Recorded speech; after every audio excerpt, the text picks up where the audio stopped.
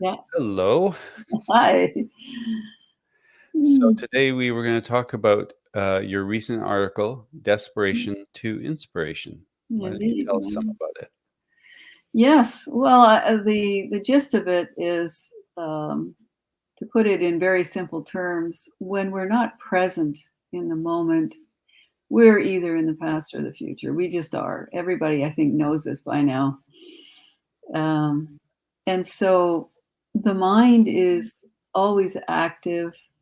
We could even call it the ego structure, our temporary identity structure that we've built over a lifetime, is very focused on what happened before and what's going to happen next.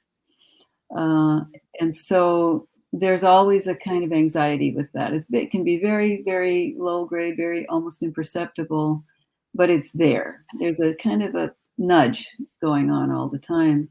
And when we're perfectly present in the moment, we are not in that personality structure. We're in our true essence. And that is where the best decisions we could make come from, where the inspiration comes in, where we feel the ease, where we feel peace.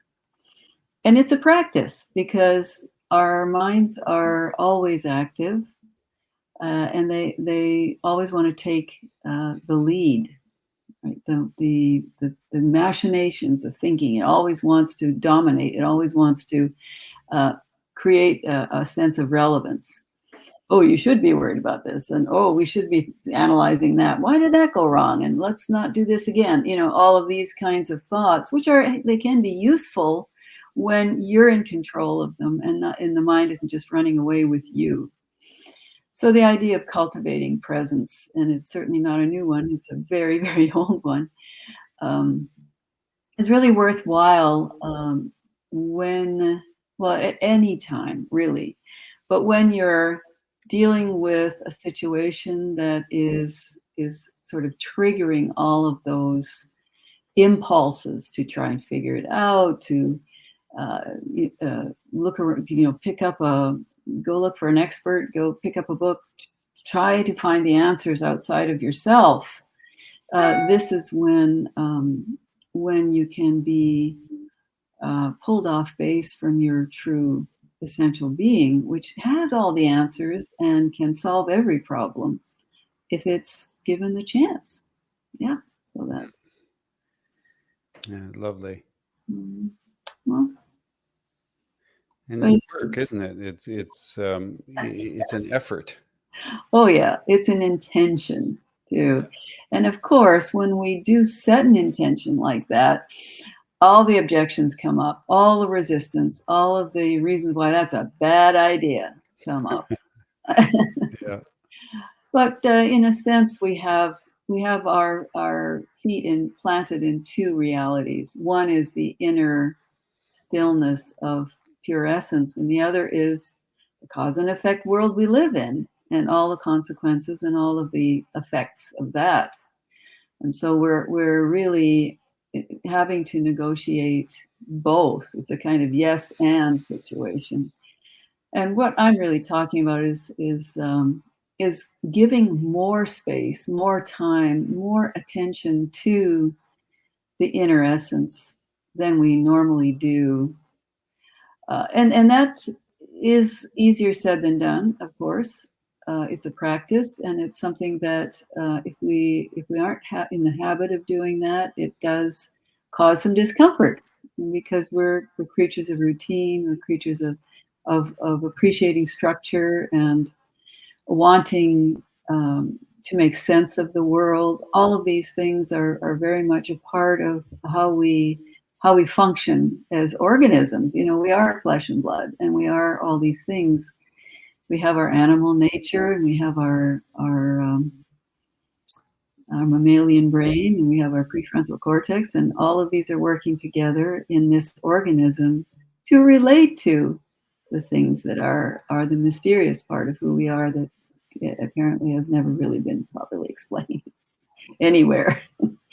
Our essence, Yeah, our essence, inner core. Yeah. the mystery of our deep essence is the humans. Yeah. It's fascinating because we're doing this all at once. We're doing it all in real time. where we are our ancient brain, we are the present tense, we are living in the moment, we are our mind, we are everything all at once. How do you find what's a good way to look at it to be able to reach for presence within all of that? Well, that's a good question. And the answer I would have anyway is to be very kind to yourself, because we all face these existential dilemmas. They're just part of what comes with being in a body, and having a mind and an identity. So we I think that the real essence of that is self-love. It's really to embrace the whole experience. Someone once said, we aren't having an experience, we are the experience. Hmm. And I really kind of think there's some real rock bottom truth to that, that we tend to think that there's this objectivity in us that can sort of view us as having an experience. But it's pretty hard to separate all those parts out and say that they're actually discrete parts. We are a whole that thinks it's parts. Hmm. Yeah. So what are some of the things that takes us out of the present, out of the essence? You know, you talk about Yeah. compassion, self-compassion. Is the act of the opposite of compassion, you know, self-criticism, self-judgment, you know, latching on to something, what takes us out of the essence, you would say? Or how would you describe it? Yeah, it's almost like we fall into a trance state when we believe that voice that says, you've got to worry, you're not in the right place, you need more education, you need a better job, you need a different partner, you need, you need more money in the bank. All these things can be true, but coming at that, any of them, from a place of lack or a place um, to being feeling deprived, is not going to help you get those things that you feel you need. So I'm I, not I'm not safe. I'm not yeah, or there's danger. yes. Yeah. So it's we're complex. We are very nuanced creatures. There's so many things about us that um, we can't hold in the mind. The mind is linear. It likes to divide things up. It likes to find patterns. It likes to collate information and then create a belief system out of that, and then go, okay, this is my belief system, and I'm going to defend it no matter what. And I'm going to defend it from my own doubt, which is an interesting thing to see that what we do, because we cling to a temporary kind of identity signature that we think is going to keep us safe and sort of relevant. And like I know who I am kind of thing, which nobody knows who they are in all their dimensions and all their facets. It's impossible. That's why it's such a fascinating exploration to go into, because it's always surprising. It's always sort of creating new, it's always finding new edges, new perspectives. And that's what keeps life vital and dynamic, Mm. Yeah, and interesting. it's a very I was thinking mechanical terms almost because I'm, Mm-hmm. historically a builder and creator and Yeah. fabricator. Mm-hmm. And when you describe this, it feels like, in a certain way, we're anchoring our security on certain habits or beliefs that are also giving us problems. They're fear-oriented beliefs, they're mind-related beliefs, and it's like we're reconnecting that security, that anchor cable to more to do with our essence, more to do with a deeper foundation. Hmm. Yeah, and the sense of security really, it never really is fully answered. It's never fully fulfilled from outside. No matter how much money we have in the bank, how many people say they like us, how many um, the clubs we join, all of that, and that's really the kind of the existential pain of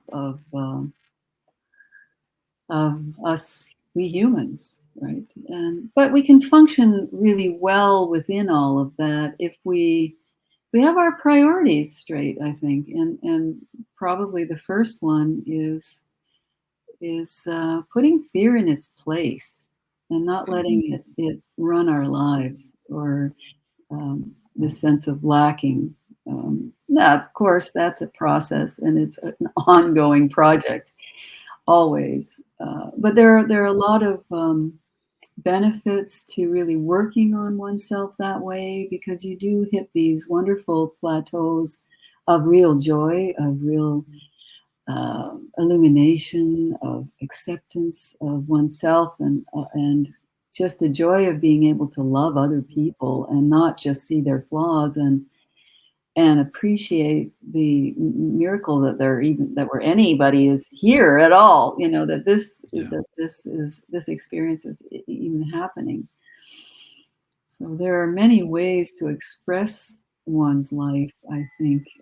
We have choice. We absolutely have free will to take any path we choose. And of course, we have to also accept the consequences of whatever it is we're choosing. So that's why in developing our sense of discernment is very important, to really check in with ourselves about, does this really feel like the right thing for me to do right now? And how is this going to play out for my benefit and for the benefit of those around me too? So to me, that's maturity. It's taking responsibility for one's choices and one's actions, um, and understanding that all of our perceptions are colored by our beliefs. And so we have to make allowances for that, and, that everyone has their own version of reality in that sense. Yeah. Yeah. Mhm. It's very interesting. This, in your article, you have the 5 points. I'm looking at the 5 points now, the quick five. Yeah. And the last two: cultivating inner connection and rooted in love and acceptance. And I think acceptance of life, but also acceptance of self. And this rooting part, is feels very much like it's a process, it's a system, if you will, of actually re-anchoring your security, your strength in a deeper place, a deeper resonance of self, deeper understanding, but feeling. You feel yourself, your presence, your essence, and you anchor to it versus to other habits that create doubt and fear and insecurity. Is that accurate? Dissonance. Yeah. I think that's really great. That pretty much describes it. And so it is a practice. It's something that we sort of commit to over and over again, because the world and the mind, they're sort of built to distract us. They're just so it's so easy to pick up the phone and get that dopamine hit, and look at the screens that we have all around us, and everything is kind of designed to distract us from the inner work that is makes these things irrelevant, or gives them a different shade, and maybe just less importance. So we have this. There are the dogs at the temple door. I always like to say they're barking dogs, and they want to keep you from entering. They want to just give you a good scare that you can't really go there, because, oh, your life will be, you won't have any motivation. You won't be able to be planted in the earth. You won't be able to take care of your loved ones. There are so many fears that keep us thinking we're on the treadmill of thought, that we need that, right? Yeah. And yet it's counterintuitive in a way. But when we step away from that and give it some space, which is one thing I love to do in the coaching process, is help people really find that spaciousness in the process with themselves so they can get some distance from all of the things that are always grabbing their attention and so on. Yeah. Really, Yes. yeah, you really start to get a different sense of how you can be in the world and still be the responsible, mature, joyful, loving, engaged, and grounded person that you need to be, that we all need to be. Yeah. Yeah. Very right. It feels like what we do as coaches is we help build a bridge between these two spots, in our psyche, in our mind. And it's like turning off Netflix after you've, binge watched 3 shows. There is that 30-second period where, you're turning off the screen, the phone, the what have you. And there's this, oh God, moment, and Here I am. maybe can I just watch one more episode, and then, Yeah. and then you have to re-anchor into yourself. But it's really a quick period. It's 30 seconds, it's 90 seconds where you go, oh, okay, here I am, For sure. and I'm fine. And I think that's the zone where, in my view, a lot of the coaching, yes, we're talking about the trouble, and yes, we're talking about where we're going, but it's the bridge, really, because very quickly people, oh, I got this now. Oh, I know where I am. Oh, I'm fine. Thank you. But it's building those bridges between not fine to fine. That's why coach two, the two is the important part. You're going from here to there, and that's the little bridge we build. Mm-hmm. So Yes. And I just want to say that sometimes you need to pick up the phone and get the dopamine hit. And sometimes getting the third episode in on Netflix is okay. We can't force change. We can't like muscle ourselves into new habits because there'll be an unconscious resentment there. There's going to be some torpedo coming along that's going to destroy the. yeah. So this is where the real compassion comes in. The meeting oneself in the heart is really where you begin to sort of anchor yourself, to use your word, into maybe a more